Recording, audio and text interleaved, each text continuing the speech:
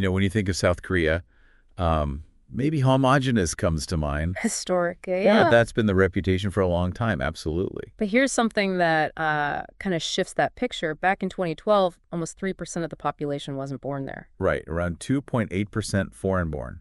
And the prediction then was it hit like 5% by 2020.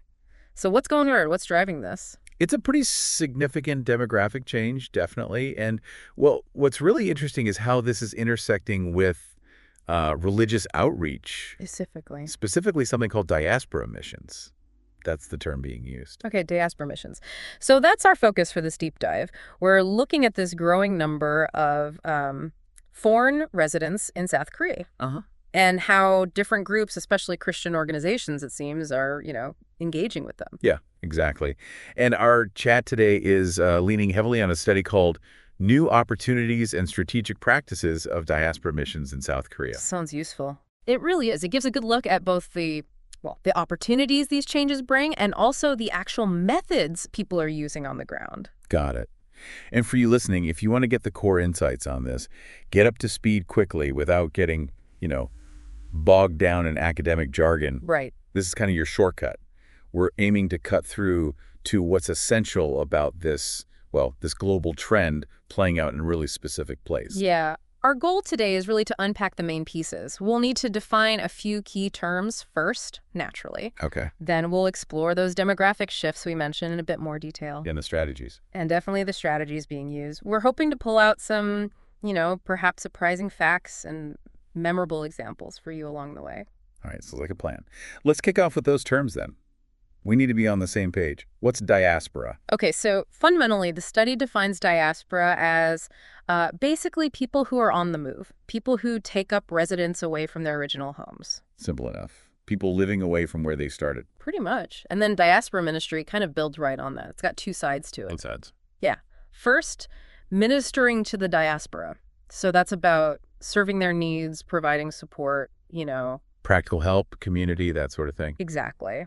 And the second side is ministering through the diaspora. That's more about mobilizing them, empowering diaspora individuals themselves to serve others. Ah, okay. So it's not just about doing things for them, but also equipping them. Precisely. Support and mobilization, both are key. Which I guess leads into diaspora missiology. Yeah. Sounds a bit academic. You can sound that way, yeah. Yeah. But really, it's just the thinking behind it all, the theological framework for understanding God's mission, as the study puts it, specifically among these groups who are living away from home. So the why and how from a faith perspective. Basically, yes. And that brings us to diaspora missions itself. This is the actual activity. A doing part. Right. Christian evangelization efforts within these diaspora communities while they're living away from their homelands. But it doesn't stop there. No, the definition also includes initiatives that aim to reach back into those homelands or even go beyond to other places entirely.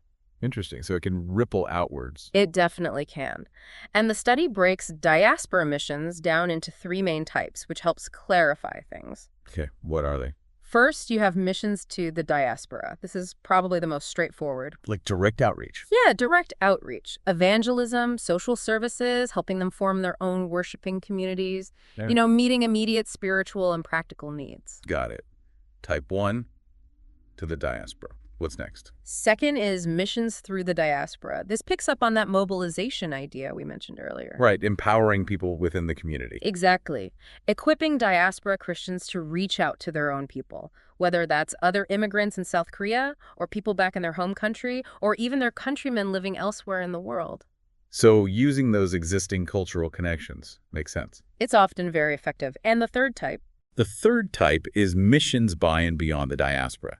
This takes it a step further. How so? This is where diaspora Christians are mobilized not just to reach their own ethnic group, but to engage in cross-cultural mission to other ethnic groups. Oh, okay. So a Mongolian Christian in Korea reaching out to, say, a Vietnamese person there. Precisely. Or reaching other groups back in their homeland, or even becoming missionaries to completely different countries. It's about them becoming cross-cultural mission agents themselves. Wow, that's quite a scope. To, through, and then by and beyond. Yeah, it covers a lot of ground. And I think what's really crucial in all this is the shifting perspective. It's not just seeing diaspora groups as objects of mission. But as active participants. Exactly, recognizing their own agency, their potential, their role in the whole landscape of Christian mission globally. That feels like a really important distinction. Okay, so we've got the terms down. Now let's dive into those demographic shifts you mentioned earlier, this move away from homogeneity in South Korea. Right. It's a significant transformation. You've gone from a nation known for, well, its uniformity to a place where multiple ethnicities and languages are increasingly common. The study mentioned people from around 40 different countries. 40. That's quite a mix. And you mentioned the figure for 2012. Yeah, back in August 2012, the total foreign population, and this includes both legally registered folks and estimates of undocumented residents, was just over 1.4 million. Which was about 2.8% of the total population then. Correct. And as you said at the start, the projection was for that percentage to keep climbing, possibly reaching 5% by 2020, so a clear upward trend. The study actually showed data tracking registered foreigners from 2002 up to early 2012, right? Highlighting that growth. Yes, there's a table showing a steady increase in the number of registered foreigners over that decade. Of course, the number of unregistered or illegal residents adds another harder-to-measure layer. Sure, that's always tricky to count. What about where people were coming from, any dominant groups? Well, as of early 2012, looking at Table 3 in the study, the largest group by far was from China. China. Okay. Followed by the USA, then Vietnam, and Japan. Those were the top sending countries for registered residents at that time. And within that China category, it's important to distinguish the Korean Chinese, right? Absolutely. A significant portion of those listed under China are ethnic Koreans with Chinese citizenship. They're often referred to as Joseonjok or sometimes Dongpo. Right, Dongpo. The study mentions them specifically people of Korean descent, but with foreign citizenship living in Korea. About 162,000 back then. That's the number from Table 4, yes. Around 162,000. And they often bring this interesting intercultural experience, even though legally they're foreigners in South Korea. Yeah, a unique position. What other major groups does the study highlight? Another really significant group is marriage immigrants. These are foreign nationals married to South Korean citizens. International marriages. Yeah. Increasing. Definitely. Table 5 shows a steady rise in their numbers between 2006 and 2011. And mostly women, I gather. Overwhelmingly, yes, and predominantly women from other Asian countries. Table 6 breaks it down. The top countries of origin for these marriage migrants were Vietnam, China, again including Korean Chinese, then Japan, and the Philippines. The study mentioned something about the age gap, too, didn't it? Between the foreign wives and Korean husbands. It did, and it's quite striking. In 2010, the average age difference was nearly 10 years. Wow, 10 years. And Table 7 points out a correlation. The age gap tended to be smaller for wives from more economically developed countries like Japan, and much larger, sometimes 18 or 19 years, for wives from places like Vietnam or Cambodia. That suggests some complex socioeconomic factors at play in those marriages. It really does. It's not just about romance. There are often economic dimensions, clearly. Okay, so we have Dongpo, marriage immigrants. What else? Migrant workers. A huge group. The study estimated around 600,000 at the time. 600,000. That's a massive number. Where were they mostly coming from? Table 8 gives some top countries. Again, China features prominently. Also the Philippines, Uzbekistan, Indonesia, Vietnam. Quite a mix, performing essential jobs in manufacturing, agriculture, construction. Right. Filling labor needs. And students. International students. Another rapidly growing group. Table 9 shows a really sharp increase between 2003 and 2010. Dramatically so. Oh, yeah. And Table 10, looking at figures from April 2011, shows that the vast majority, nearly 70%, were from China. South Korea became a very popular destination for Chinese students. So workers and students forming large segments of this diaspora. Absolutely. The study also briefly mentions refugee applicants in Table 11, a much smaller number, but still part of the overall picture. So when you add it all up, workers, students, spouses, ethnic Koreans from abroad, Right. refugees, it paints a picture of a South Korea that's, well, significantly more diverse than maybe commonly perceived. Exactly. And this diversity, this presence of people from so many different backgrounds, creates, as the study argues, really new opportunities. Opportunities for what, specifically in this context? Well, for Christian outreach particularly, it means that groups of people who might have been considered unreached or very difficult to access in their home countries are now, well, neighbors. They're right there in South Korea. So mission at your doorstep, essentially. Precisely. Table 12 in the study highlights this, categorizing some of the large diaspora groups by the dominant religion or political system in their home countries. Think communist countries like China and Vietnam, Buddhist majority nations like Thailand and Cambodia, Muslim countries like Indonesia and Bangladesh, even traditionally Catholic countries like the Philippines. So people from all these different backgrounds are now accessible within Korea. Yes. And the study specifically points out the sizable Muslim migrant worker population, estimating around 130,000 Muslims among the roughly 600,000 migrant workers at that time. 130,000. That's a significant community. It is. But what's perhaps even more compelling is an observation the study makes about receptivity. Receptivity, how so? It suggests that many individuals within these diaspora communities are actually more open to hearing the Christian message in South Korea than they would be back home. Really? Why would that be? There are likely several factors. The study quotes the director of the Diaspora Mongolian Network, who claimed Mongolians in South Korea were 7 times more likely to become Christian than those in Mongolia. 7 times. That's a huge difference. It's dramatic, isn't it? And another organization mentioned, Friends of All Nations, or FAN, observed something similar. They suggested that being away from home often means being away from strong cultural and family or religious pressures that might discourage conversion back home. So less social constraint, especially maybe for those from, say, Muslim background. That seems to be the implication, yes. Less pressure from the home community, perhaps a sense of dislocation or searching in a new environment. It can create a greater openness. That's a really interesting dynamic. So this changing landscape creates the opportunity and maybe even a heightened sense of receptiveness. That's the argument the study makes, yes. A unique window, you might say. Okay, so given these demographics, these opportunities, how are churches and mission groups actually responding?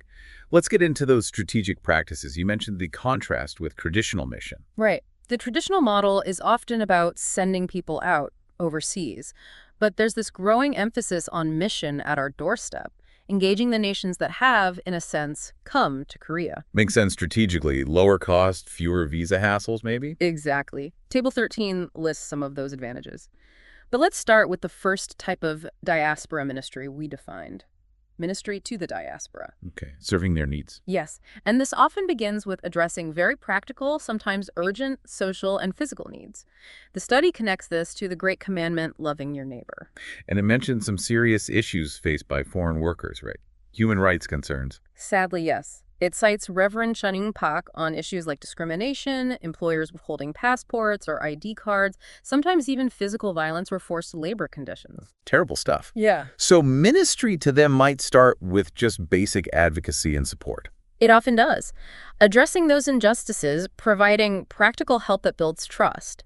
It meets a fundamental need. The study gives some great case studies here. Like the Honoriem Center. Yes, the Honoriem Center in Ansan is a prime example. Ansan has a large migrant population nicknamed Little Asia. Right. So Anuri Community Church, a large church in Seoul, set up this center there. They offer worship services in multiple languages: Bangladeshi, Mongolian, Russian, Sri Lankan. Catering specifically to those communities. Yes, but it's much more than just Sunday services. They provide access to newspapers from home, which is a small thing but important for connection. They offer medical services, especially crucial for those without insurance. They run job training programs, Korean language classes. It's a real hub. A holistic approach, really, meeting spiritual, social, practical needs. Exactly. That seems to be key to its effectiveness. And the other case study from ministry to the diaspora, the school. Right, the Dae Multicultural School. This addresses a really critical gap. Kids of undocumented migrants often fall through the cracks of the formal education system. So they risk having no schooling at all. It's a serious risk. So this school was set up specifically to educate children from multicultural families and migrant worker families who might otherwise miss out. Who runs it? It gets major support from Dae Church. The church provides significant funding and many of the volunteer teachers. Wow, direct church involvement. What kind of students did they have? At the time of the study, they had kids from Chinese, Mongolian, Filipino, Japanese backgrounds, among others. It's a direct response to a tangible need within the community. Okay, so those are powerful examples of ministry to the diaspora. What about ministry through them? empowering diaspora Christians. Yeah, mobilizing believers within those communities. The study highlights Filipino congregations as a strong example here. Filipinos, we mentioned they were a large group, including marriage immigrants. Oh, correct. And the study noted that in 2010, many Filipino marriage immigrants were arriving each month, often facing challenging situations. But there were already over 30 Filipino Christian churches and fellowships operating in Korea. 30. Run by Filipinos for Filipinos. Yes, ministering specifically to their own community, including providing support and fellowship for these newly arrived marriage immigrants. It shows that internal ministry capacity. Peer support, basically. People who understand the language, the culture, the specific challenges. Exactly. It can be incredibly effective. Okay, moving on. Let's talk about missions to the diaspora again, but this time focusing on Koreans reaching out. Right. So this is distinct from diaspora members reaching their own. This is the host community, Koreans actively engaging. We already touched on the advantages: no visas needed, easier access compared to overseas work. Fewer barriers generally. Fewer barriers. And a key strategy discussed here is leadership development. Training leaders from within the diaspora groups. Yes. The idea is for Korean churches or organizations to partner with seminaries or training centers to equip leaders from various ethnic backgrounds: Chinese, Vietnamese, Mongolian, etc. So they can then minister effectively within their own language and cultural context? Precisely. Some of these trained leaders might serve in ethnic fellowship groups within Korean churches, some might plant independent ethnic churches, and some might even eventually return to their home countries as pastors or missionaries. Kind of multiplying the effort. That's the goal. The study lists several organizations involved in this, like the Industrial Zone Mission Center or Mission Center for Migrants in Daegu. Got it. Now let's loop back to missions through the diaspora. Diaspora Christians reaching their own people. You mentioned the Filipinos. Any other examples? The Mongolian migrant workers' churches are cited as another really strong case. In what way? The study notes a rapid increase in the number of these churches, specifically run by and for Mongolians in South Korea over a fairly short period. Suggesting they were really resonating and meeting a need within that community. Exactly. It points to the effectiveness of diaspora Christians leading outreach to their own people. There's also mention of specific training programs for Chinese individuals. With the goal of them returning to China. Yes, equipping them with theological training and ministry skills with the explicit intention that they would go back and serve in China. That's quite strategic, planting seeds for the future back home. It is. And there's a specific case study about Every Nation Church of Korea. What happened there? Well, the pastor, Pastor Su, was involved in a large evangelistic event in Mongolia called the Harvest Mongolia Crusade. Okay. While there, he met Pastor Joshua, who was prominent in the Mongolian Evangelical Alliance. This connection, born out of cross-cultural engagement, eventually led to the planting of an Every Nation church in Mongolia. Wow, so a connection made through outreach in Mongolia led back to church planting from Korea to Mongolia. Kind of a feedback loop, yeah. It shows how these connections can flow in multiple directions. Organizations like Migrant Vision Center are also mentioned as facilitating this kind of work. Fascinating. Okay, that leads to the third category. Missions by and beyond the diaspora, where diaspora Christians reach other groups. Right. Going beyond their own ethnicity. Dae Church in Seoul comes up again here. The one supporting the multicultural school. That's the one. The founder apparently had an immigrant background himself, which fueled the church's passion for cross-cultural ministry. Personal experience driving the mission. Seems so. Yeah. And they explicitly see their Dae Multicultural School not just as social service, but as a form of missionary outreach. They hope the students from all these different backgrounds will become future leaders, potentially bridging cultures. Investing in the next generation across ethnic lines. Yes. Another example involves the Filipino ministry and a place called Sujong Church. What were they doing? They weren't just ministering to Filipinos in Korea. They actively started planting churches back in the Philippines. Reaching back home, but planting new churches. Exactly. And their stated goal was to disciple Filipino Christians in Korea and then send them back to the Philippines as trained missionaries and church planters. So using the diaspora experience as a training ground for international mission. That's the model. Then there's Friends of All Nations FAN, which we mentioned earlier regarding receptivity. Right, the interdenominational group. They're a really comprehensive example. Multiple language services, wide-ranging support for workers, students, families. but also explicitly involved in training and sending missionaries overseas, some likely from the diaspora communities they serve. A multifaceted approach. Very much so. And the study emphasizes the importance of networks, too. Networks. Yeah, like the Migrant Mission Network in Korea, MMNK. It was formed as an interdenominational cooperative structure. Bringing different groups together. Exactly.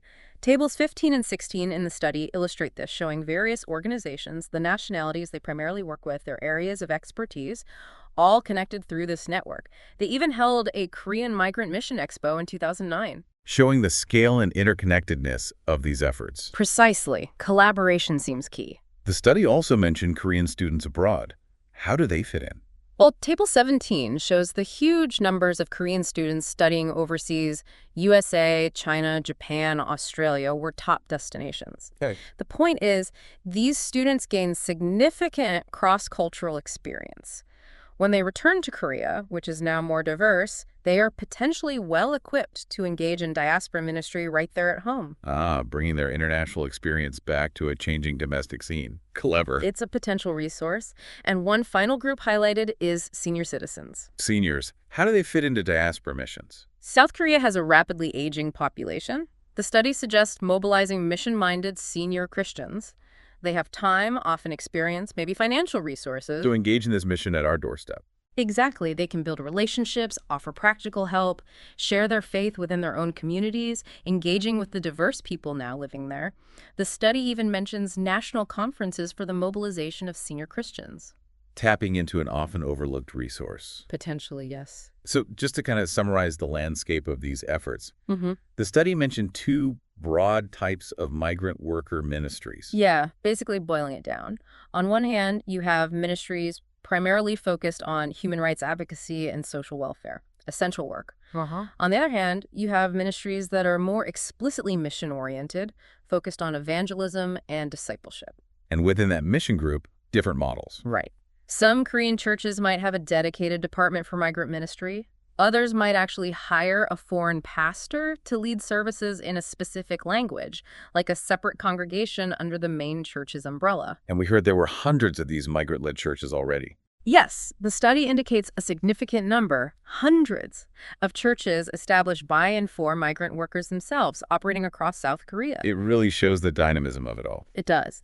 And strategically, a key takeaway emphasized is the immense value in training Christian workers from these migrant communities. Training them to be missionaries. Yes, to be missionaries and church planters, reaching their own people effectively, both while they're in Korea and, crucially, if and when they return to their home countries.